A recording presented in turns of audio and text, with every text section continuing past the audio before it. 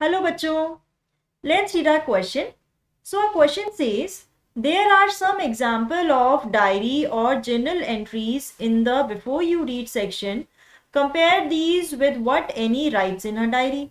तो बच्चों क्वेश्चन में क्या पूछा गया है कि जो बिफोर यू रीड सेक्शन में हमें जर्नल एंट्रीज एंड डायरीज की एंट्रीज दी हुई है उन्हें देखिए और कंपेयर कीजिए कि एनी की अपनी डायरी में वो क्या लिखती है, कितनी अलग है एनी की diary. What language was the diary originally written in what way is Anne's diary different, और कौन सी लैंग्वेज में डायरी सबसे पहले लिखी गई थी और एनी की डायरी कैसे डिफरेंट है. तो बच्चों ये क्वेश्चन कहाँ से लिया गया है? Chapter number 4 from the diary of the Anne Frank.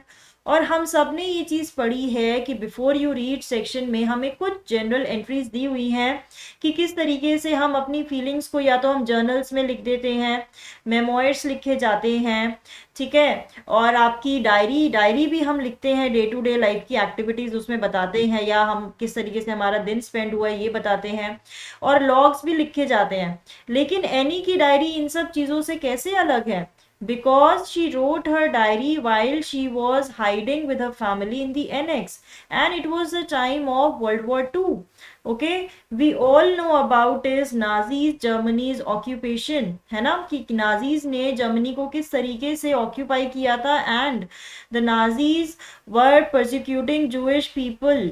ठीक है, और उन्हीं चीज़ों से बचने के लिए जो एनी की फैमिली है वो उस हाइडिंग में जाती है, बट अनफॉर्चुनेटली उन्हें कोई स्टैप करता है और बैक स्टैप करता है और उन्हें बिट्रे करता है और उन्हें वहां से निकलना पड़ता है और कॉन्सेंट्रेशन कैंप में जाना पड़ता है. तो उन 2 सालों में डायरी एंट्री यानी जो एनी है वो ये डायरी लिखती है, इसीलिए उनकी ये डायरी सबसे डिफरेंट है. ठीक है, और यही रीज़न है कि उनकी जो ये बुक है यानी इनकी जो ये नॉवल है ये सबसे ज़्यादा पढ़ी गई है.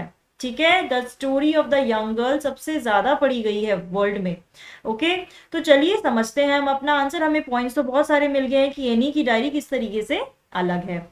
In the section before you read, it is mentioned that her diary was a unique record, chronicle of daily life in hiding in the annex. Before you read section में ही ये मेंशन किया गया है कि उनकी डायरी बिल्कुल unique record है, यानी कि उन्होंने अपनी डेली लाइफ को क्रॉनिकल यानी एक सीरीज में बताया हुआ है, डेट वाइज उन्होंने बताया हुआ है कि क्या क्या चीज़ें होती हैं हाइडिंग में, और उनके साथ एक और फैमिली भी रह रही है, उन सब के बारे में वो लिखती है.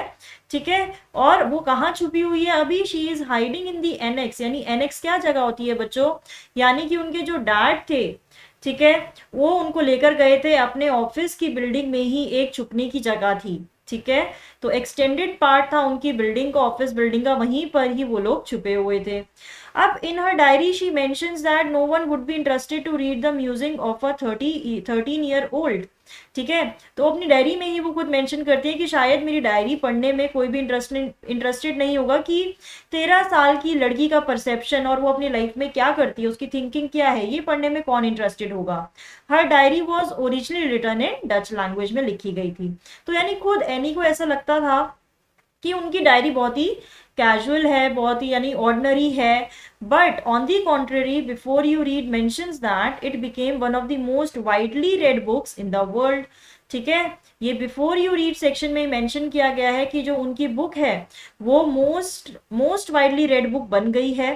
ठीक है, there have also been several films, television and theatrical productions and even an opera based on the diary. यानी कि उनकी इस बुक पर, नॉवल पर बहुत सारे टेलीविजन शोज भी बने हुए हैं, थिएटर प्रोडक्शंस भी हुई हैं, यानी लोग एक्ट भी करते हैं, और ओपरा भी है इनकी डायरी पर. यानी कि इनकी डायरी बहुत ज़्यादा फेमस है.